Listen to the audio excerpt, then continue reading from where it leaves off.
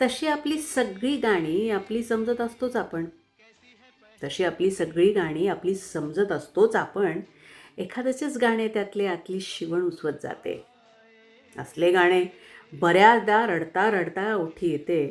साधारणतः असल्या वेळी आपले कोणी जवळ नसते. आपले असे असतेच कोण? हं? आपले असे असतेच कोण? 1-2 मिठ्या आणि 4-2 थेंब.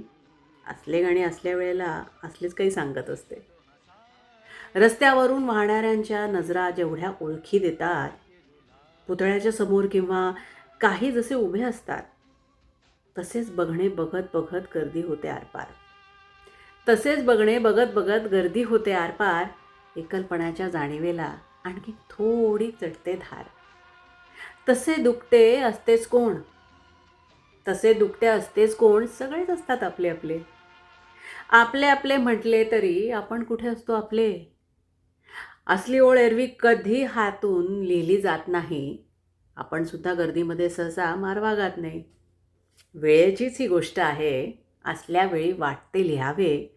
कवितेची आवड वेगळी आणि कविता करणे वेगळी. कविता देखील असतेच कोण?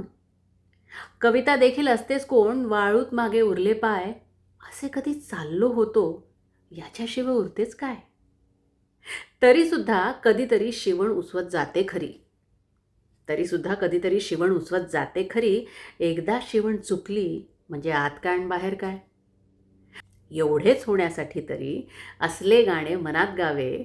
असले काही गुणगुणले की एकटे काय आणि दुखटे काय? तशी आपली सगळी गाणी आपली समजत असतोच आपण. संदीप खरे.